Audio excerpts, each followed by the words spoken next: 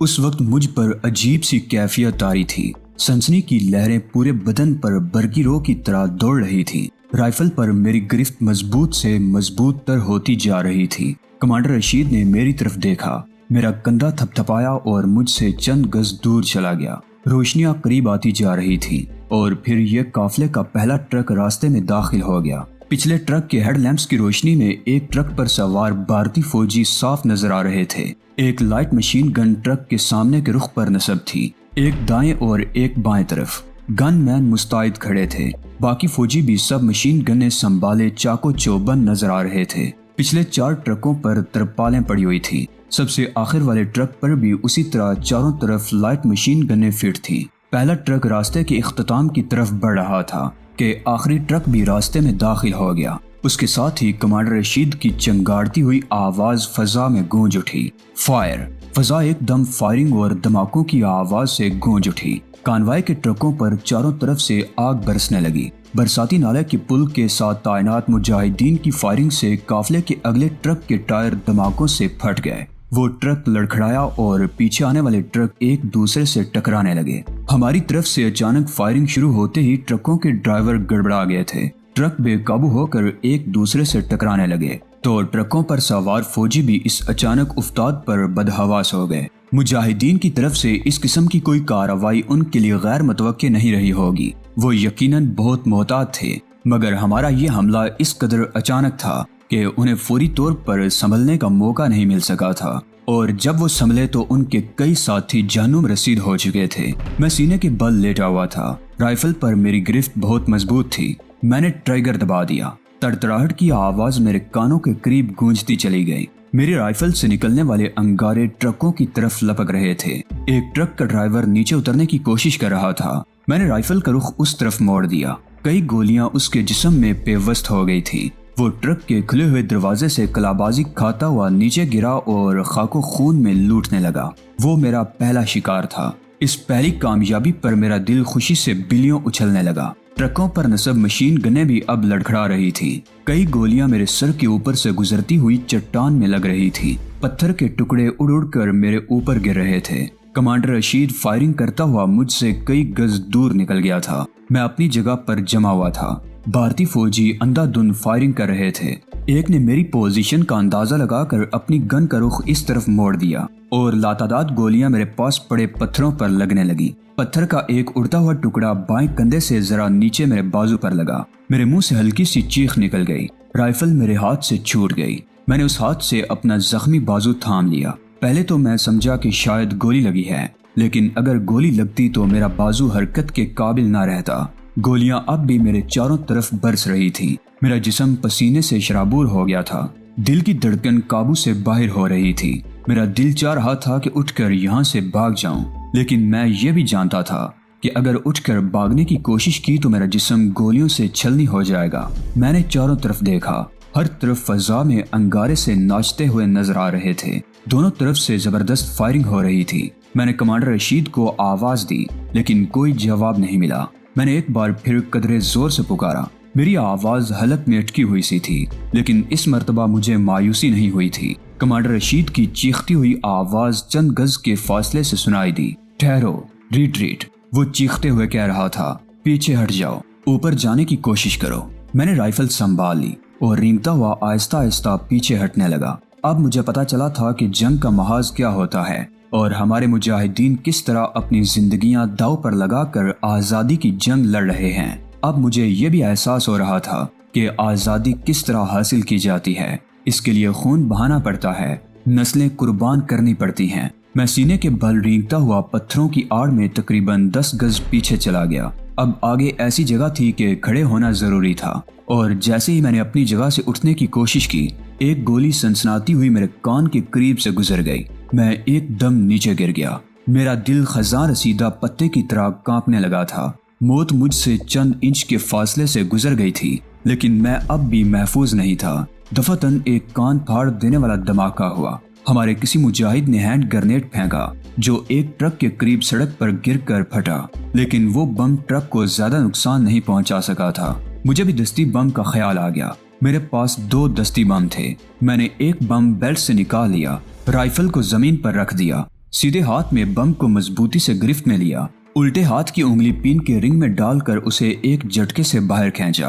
बम पर मेरी गिरफ्त और मजबूत हो गई थी। मेरे जिस्म के मसाम बड़ी तेजी से पसीना उगल रहे थे। फिर मैंने बम को पूरी कुव्वत से एक ट्रक की तरफ उछाल दिया। फौलादी पतरी के बम से अलग होने से एक आवाज उभरी। मैं दोनों हाथ कानों पर रखकर नीचे झुक गया और फिर चंद सेकंड बाद ही एक जोरदार धमाका हुआ। इस धमाके में कई इंसानी चीखें भी शामिल थी। मेरा फेंका हुआ हैंड ग्रेनेड उस ट्रक पर गिरा था जिस पर मशीन गनें फिट थी। मेरे बम ने न सिर्फ उनकी मशीन गनें खामोश करा दी बल्कि उस ट्रक में मौजूद फौजियों के भी चीथड़े उड़ा दिए। मैंने अपनी राइफल उठाई और पहाड़ी पर ऊपर की तरफ दौड़ता चला गया और फिर एक और जोरदार धमाका हुआ और फिर यूं लगा जैसे उस जगह पर कयामत टूट पड़ी हो। पे दर पे धमाके होने लगे। धरती कांप उठी। मैं लड़खड़ा कर गिरा, लेकिन दूसरे लम्हे संभल कर चट्टानों की तरफ भाग खड़ा हुआ। गोला बारूद से लदे हुए चारों ट्रक धमाकों से फट पड़े थे। ट्रकों पर लदे हुए गोला बारूद आतिशबाजी की तरह फटकर चारों तरफ फैल रहे थे। रॉकेट चल रहे थे। आग के शोले चारों तरफ उतरते हुए नजर आ रहे थे।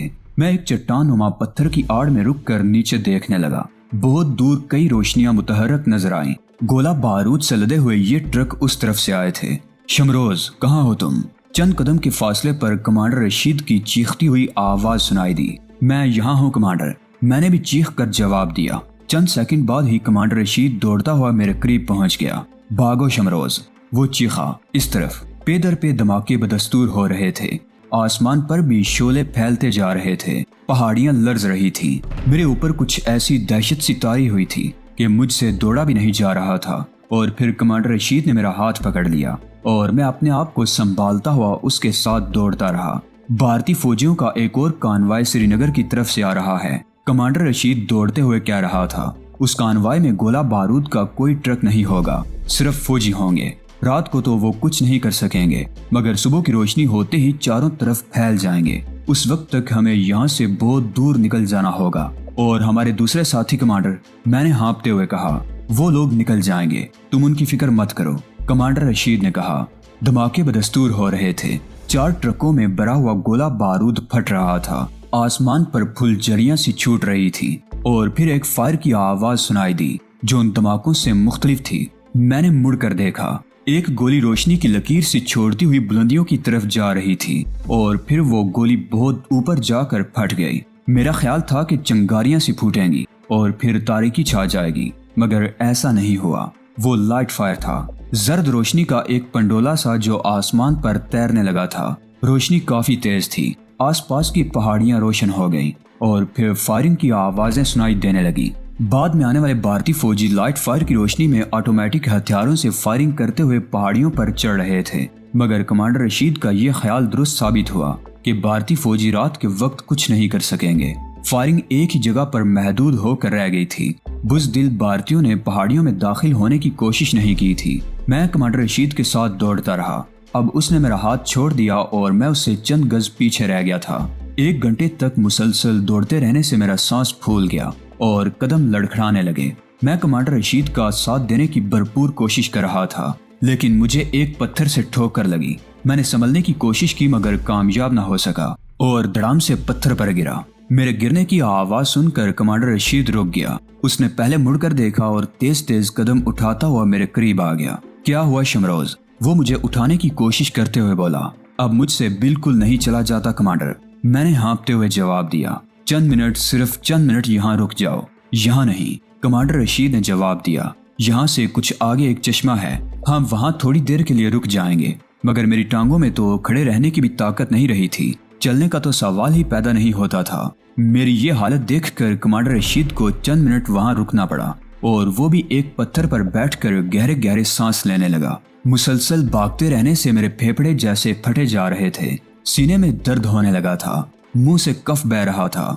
मैं तकरीबन 5 मिनट तक बेसुध सा पड़ा गहरे गहरे सांस लेता रहा। मेरी हालत किसी कदर संभली तो मैंने आस्तीन के साथ मुंह से बहने वाला कफ साफ किया और राइफल संभालते हुए उठकर खड़ा हो गया। कमांडर रशीद ने भी अपनी जगह छोड़ दी और हम एक बार फिर चलने लगे। वो चश्मा तकरीबन 1 मील के फासले पर था। दूर दूर तक चिनार के दरख्त थे। चश्मा के आसपास कुछ फलदार दरख्त भी थे, लेकिन रात की तारीकी में उन दरख्तों की शिनाख्त मुमकिन नहीं थी। چشمے کے کنارے پر بیٹھ کر میں نے پہلے منہ پر پانی کے چھینٹے مارے اور پھر جیب بھر کے پانی پیا اور ایک پتھر سے ٹیک لگا کر بیٹھ گیا۔ کمانڈر رشید چشمے کے کنارے پر بیٹھا منہ پر پانی کے چھینٹے مار رہا تھا۔ رات کا آخری پہر تھا۔ سبزے کی وجہ سے خنکی بڑھ گئی تھی۔ مجھے کچھ ٹھنڈ سی لگنے لگی۔ بیٹھے رہو گے تو سردی لگے گی، چلتے رہو گے تو خون میں کچھ گرمی پیدا ہوگی، کمانڈر رشید نے کہا۔ میں اس کا مطلب سمجھ گیا اور اٹھ کر اس کے ساتھ چلنے لگا۔ 2 گھنٹوں تک مسلسل چلتے رہنے کے بعد ہم نشیب میں پھیلی ہوئی ایک وادی میں نکل آئے۔ تھوڑی دیر کے لیے ایک جگہ پر رکے اور پھر چلنے لگے۔ ایک بڑی خوشگوار سی مہک سی نتنوں سے ٹکرا رہی تھی۔ مجھے سمجھنے میں دیر نہ لگی کہ ہمارے آس پاس دان کے کھیت ہیں، جس کا مطلب تھا کہ کوئی آبادی بھی قریب ہی تھی، مگر 1.5 گھنٹے تک مزید چلتے رہنے کے بعد بھی کسی آبادی کے آثار دکھائی نہیں دیے۔ ہم رکے بغیر چلتے رہے۔ صبح کا اجالا پھیلنے لگا۔ اب کچھ فاصلے کی چیزیں دکھائی دینے لگی۔ روشنی نمایاں ہوتی گئی۔ ہمارے چاروں طرف دان کے کھیت تھے اور ان کھیتوں میں کہیں کہیں درخت بھی کھڑے دکھائی دے رہے تھے۔ سورج ابھی طلوع نہیں ہوا تھا۔ بہت دور ایک جگہ سے دھوئیں کی سرمئی لکیر سی اٹھتے دیکھ کر میں چونک گیا۔ میں نے کمانڈر رشید کو اس طرف متوجہ کیا تو وہ مسکراتا ہوا بولا، وہی ہماری منزل ہے۔ میں سمجھا نہیں۔ میں نے الجھی ہوئی نظروں سے کمانڈر رشید کی طرف دیکھا۔ اس پہاڑی کے پیچھے ایک مکان ہے اور وہ مکان ہی ہماری منزل ہے، کمانڈر رشید نے جواب دیا۔ اس منزل تک پہنچنے کے لیے ہمیں مزید 1 میل کا فاصلہ طے کرنا پڑا۔ وہ پہاڑی ایک ٹیلے کی طرح تھی، جیسے کوئی بہت بڑا پیالہ اوندا کر کے رکھ دیا گیا ہو۔ اس کے دوسری طرف ڈھلان پر لکڑی کا ایک مکان بنا ہوا تھا۔ اس سے ذرا ہٹ کر بہت بڑی جگہ کانٹے دار جھاڑیوں کی باڑ سے گری ہوئی تھی، جس کے ایک حصے میں 2 خچر اور 1 گائے بندھی ہوئی تھی، جبکہ دوسرے حصے میں لاتعداد بھیڑیں اور چند بکریاں نظر آ رہی تھی۔ مکان کے آس پاس اخروٹ اور خوبانی کے چند درخت تھے۔ اخروٹ کے درخت کے نیچے ایک گدھا بھی بنا ہوا تھا۔ مکان 2 حصوں پر مشتمل تھا۔ ایک حصہ سنگل تھا اور دوسرا ڈبل سٹوری۔ سنگل حصے کی چھت پر ایک جگہ چمنی سے دھواں خارج ہو رہا تھا۔ ہم جیسے ہی آگے بڑھے پتہ نہیں کہاں سے ایک کتا نکل کر خونخوار انداز میں بھونکتا ہوا ہماری طرف لپکا۔ میں ایک دم گھبرا سا گیا۔ وہ خاصا قداور کتا تھا اور دیکھنے میں بھی بڑا خوفناک اور خونخوار لگ رہا تھا۔ کمانڈر رشید کتے سے بالکل خوف زدہ نہیں ہوا۔ اس نے ٹائیگر کہہ کر کتے کو پچکارا۔ کتے نے بھونکنا بند کر دیا اور کمانڈر رشید کے قریب پہنچ کر اس کے آگے پیچھے دم ہلانے لگا۔ البتہ میری طرف دیکھ کر وہ اب بھی ہولے ہولے غرانے لگتا تھا۔ مکان کا دروازہ دوسری طرف تھا۔ اس طرف عقبی کھڑکیاں تھیں۔ کتے کے بھونکنے کی آواز سن کر اندر سے کسی نے کھڑکی کھول کر جھانکا اور پھر کھڑکی بند ہو گئی۔ ہم مکان کے دوسری طرف آ گئے۔ ایک طرف مکان سے کچھ فاصلے پر بہت بڑا شیڈ بنا ہوا تھا، جس میں بوسے کی بوریاں اور کھیتی باڑی میں استعمال ہونے والے آلات رکھے ہوئے تھے۔ میں اس شیڈ کی طرف دیکھ رہا تھا کہ بوڑھا مکان سے نکل کر باہر آ گیا۔ اس کی عمر 60 سے کچھ اوپر ہی ہوگی۔ سفید نوکدار داڑھی، سر کے بال بھی برف کی طرح سفید تھے جو سیاہ کپڑے کی ٹوپی سے جھانک رہے تھے۔ اس بوڑھے نے بڑی گرمجوشی سے ہمارا استقبال کیا اور ہمیں اندر لے گیا۔ اندر ایک ادھیڑ عمر عورت نے ہمارا استقبال کیا۔ اس کی عمر 40 اور 45 کے درمیان رہی ہوگی۔ ڈھیلا ڈالا سا لباس پہن رکھا تھا۔ سر پر سیاہ رنگ کا ایک تکونا سکارف بندھا ہوا تھا۔ عمر سے قطع نظر جسمانی طور پر وہ خاصی پرکشش تھی۔ وہ ہمیں اس مکان کے ایک ایسے کمرے میں لے آئے جہاں فرش پر بھیڑ کے بالوں سے بنے گدے بچھے ہوئے تھے۔ ایک طرف 7-8 سال کا ایک بچہ سو رہا تھا۔ اس کے چہرے پر بڑی معصومیت تھی۔ ایک طرف آتش دان میں آگ روشن تھی۔ قریب ہی چائے کی ایک کیتلی رکھی ہوئی تھی اور پیالوں میں چائے بھی موجود تھی۔ میرا خیال ہے وہ دونوں ہمارے آنے سے پہلے چائے پی رہے تھے۔ ہم ان کے ساتھ آتش دان کے سامنے گدے پر بیٹھ گئے۔ عورت نے ہمارے سامنے پیالیاں رکھ کر ان میں چائے ڈیل دی۔ ہمارا یہاں جس طرح استقبال ہوا تھا اس سے مجھے اندازہ لگانے میں دشواری پیش نہیں آئی کہ کمانڈر رشید ان لوگوں کے لیے اجنبی نہیں تھا۔ کمانڈر رشید نے میرا بھی ان سے تعارف کرا دیا اور مجھے یہ جان کر حیرت ہوئی کہ وہ بوڑھا میرے والد مولوی رسول بخش کو بہت اچھی طرح جانتا تھا۔ بہت عرصہ ہو گیا رسول بخش سے ملے ہوئے۔ اس نے گہرا سانس لیتے ہوئے کہا، اب تو بوڑھا ہو گیا ہوگا میری طرح۔ جی ہاں، آپ نے ٹھیک کہا، میں نے جواب دیا۔ ہم نے 9ویں اور 10ویں جماعتیں سری نگر کے مسلم ہائی اسکول میں اکٹھے ہی پڑھی تھی۔ بوڑھے نے کہا، اس کے بعد میں دلی چلا گیا اور وہ سوپور کا ہو کر رہ گیا۔ میرا خیال تھا کہ میں دلی میں رہ کر اعلیٰ تعلیم حاصل کروں گا، لیکن یہاں ایک حادثے میں میرے والد کا انتقال ہو گیا اور مجھے واپس آنا پڑا۔ اس کے بعد بھی رسول بخش سے چند ملاقاتیں ہوئی تھی، مگر اب تو کئی برسوں سے ہم نے ایک دوسرے کو نہیں دیکھا۔ وہ عبد الغنی تھا۔ دیر تک پرانے وقتوں کی یادیں تازہ کرتا رہا۔ جب ہندوستان اور پاکستان کا بٹوارا ہوا تو میں تمہاری عمر کا تھا۔ وہ میری طرف دیکھتے ہوئے کہہ رہا تھا، کشمیری مسلمان پاکستان سے الحاق کرنا چاہتے تھے، مگر مہاراجہ گلاب سنگھ تو کشمیر کا سودا پہلے ہی کر چکا تھا۔ اگر کشمیر کے مسلمانوں میں اس وقت اتحاد ہوتا تو آج کشمیر اور جموں بھی پاکستان کا حصہ ہوتا، مگر بعض کشمیری لیڈر ہی غدار نکلے۔ اپنے ذاتی مفاد اور اقتدار کے لیے وہ ہندو مسلم بائی بائی کے نعرے لگاتے اور ہندو لیڈروں کی چاپلوسی کرتے رہے۔ ان کشمیری مسلمان لیڈروں کی غداری کی وجہ سے آج یہ وادی جل رہی ہے۔ یہ تو نسل در نسل غدار ہیں۔ ان کی اولاد آج بھی اپنے اقتدار کے ہندوؤں کی غلامی کر رہی ہے۔ وہ کشمیر کے سادہ لوگ مسلمانوں کو دھوکہ دے رہے ہیں، مگر کشمیری اب بیدار ہو چکے ہیں۔ اب وہ کسی فریب میں نہیں آئیں گے۔ اب تو آزادی سے کم کسی بات پر سمجھوتا نہیں ہوگا۔ مجھے خوشی ہے کہ تم جیسے نوجوان آزادی کی اس تحریک میں شامل ہیں۔ جذبہ زندہ ہو تو منزل تک پہنچنا مشکل نہیں ہوتا۔ عبدالغنی کے بارے میں انکشاف ہوا کہ وہ خود بھی ماضی میں تحریک آزادی کا سرگرم کارکن رہ چکا ہے۔ اس کے جسم پر زخموں کے کئی نشان تھے۔ تحریک کی سرگرمیوں میں حصہ لیتے ہوئے وہ کئی مرتبہ پکڑا گیا تھا، بے پناہ تشدد برداشت کیا تھا، مگر اپنے کاز سے غداری نہیں کی تھی۔ عبدالغنی میں بھاگ دوڑ کی سکت نہ رہی تو اس نے اپنے 2 جوان بیٹے تحریک کے سپرد کر دیے۔ دونوں کئی برسوں تک بھارتی بیڑیوں کے خلاف برسرے پیکار رہے۔ چند سال پہلے بڑا بیٹا ایک چھاپا مار کارروائی میں شہادت کے رتبے پر فائز ہوا اور 3 سال پہلے چھوٹا بیٹا بھی ایسی ہی ایک کارروائی میں وطن کی آن پر قربان ہو گیا۔ سکینہ عبدالغنی کی بہو تھی اور بستر پر گہری نیند سویا ہوا 6-7 سال کی عمر کا وہ بچہ اس کا پوتا تھا۔ عبدالغنی بڑی بے چینی سے اس وقت کا انتظار کر رہا تھا جب اپنے پوتے کے ہاتھ میں بندوق تھما کر بھارتی غاصبوں کے گندے وجود سے اس دھرتی کو پاک کرنے کے لیے اپنی دعاؤں کے سائے میں رخصت کر سکے۔ چائے پینے کے تھوڑی دیر بعد سکینہ نے ناشتہ بنا دیا۔ اس دوران وہ بچہ بھی جاگ گیا تھا۔ سکینہ اسے اٹھا کر باہر لے گئی۔ وہ 15 منٹ بعد اسے منہ دھلا کر واپس لے آئی۔ عبدالغفور نام کا وہ بچہ کمانڈر رشید سے بھی خاصا بے تکلف تھا۔ وہ اس کے پاس بیٹھ کر ناشتہ کرنے لگا۔ رات بھر جاگنے اور بھاگ دوڑ میں بری طرح تھک گیا تھا۔ نیند کے جھونکے آ رہے تھے مگر میں بڑی مشکل سے آنکھیں کھولے بیٹھا تھا۔ یہ میری زندگی کا خوفناک ترین تجربہ تھا۔ مجاہدین اور بھارتی فوجیوں کی جھڑپوں کے بارے میں تو آئے دن سنتا ہی رہتا تھا۔ یہ بھی پتہ چلتا رہتا تھا کہ کس جھڑپ میں کتنے بھارتی فوجی مجاہدین کے ہاتھوں جہنم واصل ہوئے اور کتنے مجاہدین شہید ہوئے۔ اور گزشتہ رات میں خود ایک ایسی چھاپا مار کارروائی میں شریک تھا جس کے بارے میں خبر وادی میں پھیل گئی ہوگی۔ ہم نے بھارتی فوج کے اس قافلے کو مکمل طور پر تباہ کر دیا تھا۔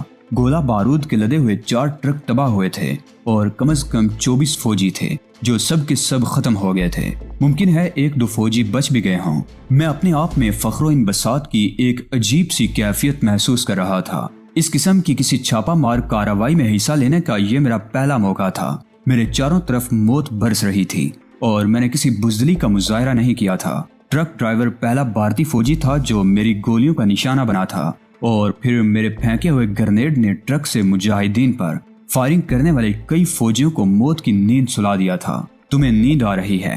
سکینہ میری طرف دیکھتے ہوئے بولی۔ میرے ساتھ اوپر آؤ، اوپر کمرہ خالی ہے، آرام سے سو جانا۔ میں نے کمانڈر رشید کی طرف دیکھا اور اٹھ کر سکینہ کے ساتھ چل پڑا۔ میں نے اپنی رائفل بھی اٹھا لی تھی۔ اوپر جانے کے لیے سیڑھیاں مکان کے اندر ہی سے تھی۔ سکینہ مجھے جس کمرے میں لے آئی اس کی کھڑکیاں مشرق کی طرف تھی جو کھلی ہوئی تھی اور باہر دھوپ چمک رہی تھی۔ میں بہت تھکا ہوا تھا، بستر پر گرتے ہی سو گیا۔ مجھے اندازہ نہیں تھا کہ میں کتنی دیر تک سویا ہوں گا کہ سکینہ نے مجھے جھنجھوڑ کر جگایا۔ اٹھو، جلدی کرو۔ وہ مجھے بازو سے پکڑ کر اٹھاتے ہوئے چیخی، وہ درندے اس طرف آ رہے ہیں۔ میں ایک جھٹکے سے اٹھ گیا۔ کھڑکی کے باہر دیکھا تو بہت دور ایک ٹیلے کی ڈھلان سے دھول اڑتی ہوئی نظر آ رہی تھی۔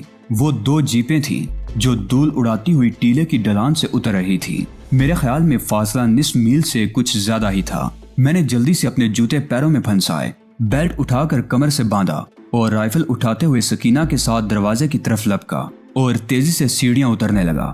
جب ہم مکان سے باہر نکلے تو کمانڈر رشید اور بوڑھا عبدالغنی سامنے والے شیڈ میں ایک جگہ رکھی ہوئی بھوسے کی بوریاں ہٹا رہے تھے۔ سکینہ بھی ان کی مدد کرنے لگی۔ میں ادھر ادھر دیکھ رہا تھا۔ بھوسے کی بوریوں کے نیچے ایک تختہ تھا جسے عبدالغنی اور کمانڈر رشید نے ہٹا دیا۔ اس تختے کے نیچے تنگ سی سیڑھیاں تھیں۔